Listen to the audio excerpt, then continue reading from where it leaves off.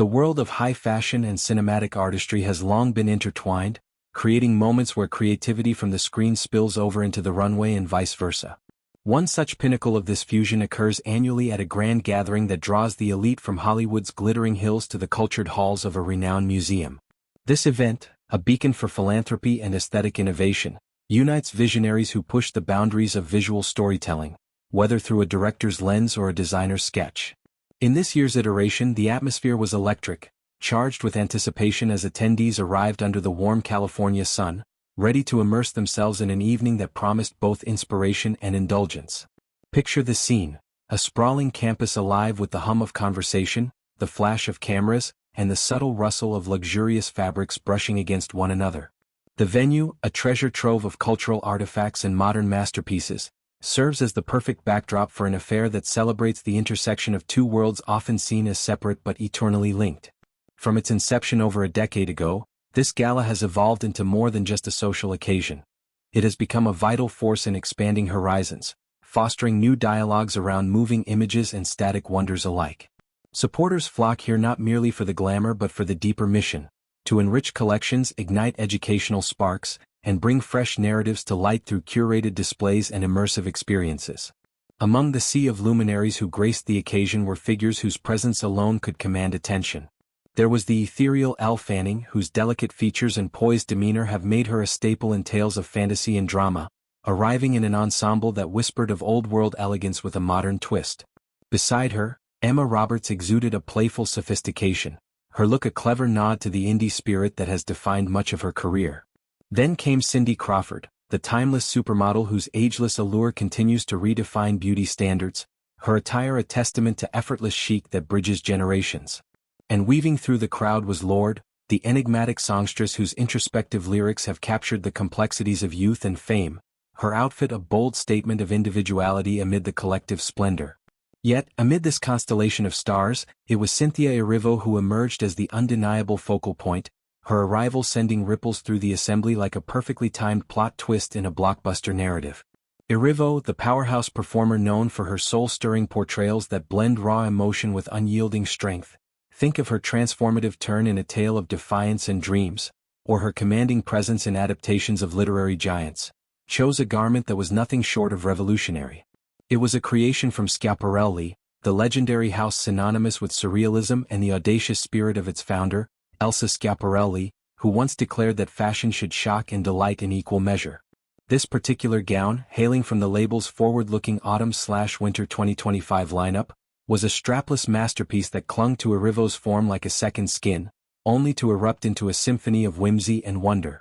Designed by the visionary Daniel Roseberry, whose tenure at Schiaparelli has been marked by a reverence for the house's eccentric heritage fused with contemporary edge, the dress featured an extraordinary adornment: eyes.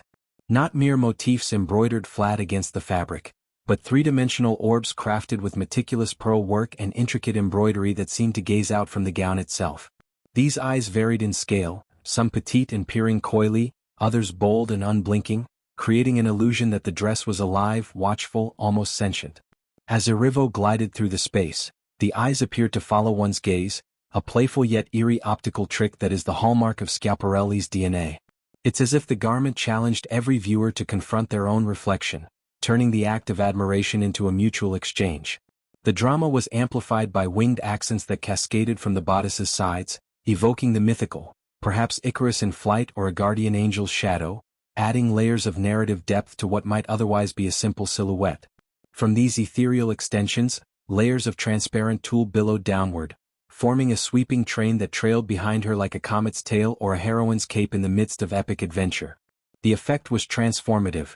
Erivo didn't just wear the gown, she embodied it, her every step a performance that blurred the line between attendee and artwork. Complementing this sartorial spectacle was the keen eye of stylist Jason Bolden, whose portfolio reads like a who's who of red carpet royalty. Bolden opted for accessories that enhanced rather than overshadowed. Delicate earrings from David Yurman, their subtle gleam catching the light like distant stars, and towering silver heels from Christian Louboutin that elongated Erivo's already statuesque frame. The result was a cohesive vision of sparkle and poise, where every element harmonized to create a full, immersive, sparkly moment, as Bolden might describe it. It's these details, The way the pearls caught the ambient glow of chandeliers, the soft sheen of the tulle underfoot, that elevated the look from memorable to iconic. To fully appreciate Erivo's choice, one must delve into the ethos of Schiaparelli itself. Born in the roaring 1930s, the house under Elsa's command was a playground for the avant-garde, collaborating with artists like Salvador Dali to produce pieces that defied convention. Lobster dresses, shoe hats, and skeleton sweaters that mocked the very idea of propriety in attire. Roseberry, in channeling this legacy, doesn't merely reference it. He resurrects it for a new era, where sustainability meets surrealism, and inclusivity informs innovation. The eye motif in particular, draws from Elsa's fascination with the human form and the gaze as a tool of power. Think of her famous tear dress, where illusion tricked the eye into seeing fluidity in rigidity. In Erivo's gown, this tradition finds fresh relevance, perhaps commenting on the relentless scrutiny faced by women in the public eye, turning objectification into empowerment.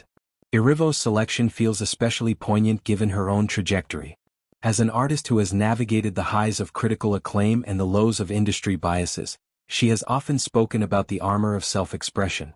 In interviews, she describes fashion as an extension of character development, a costume that informs the role, much like in her stage and screen work. Here, the eyes could symbolize visibility, the unyielding stare of an audience that she meets head-on, unflinching. It's a meta-commentary on fame. To be seen is to be alive, but to control the gaze is to command the story. The evening's broader context only heightened the gown's impact. This gala, with its roots in broadening artistic access, honored two titans whose works resonate with themes of perception and reinvention. Visual artist Mary Corse, a pioneer in light and space movements, has spent decades exploring how perception alters reality.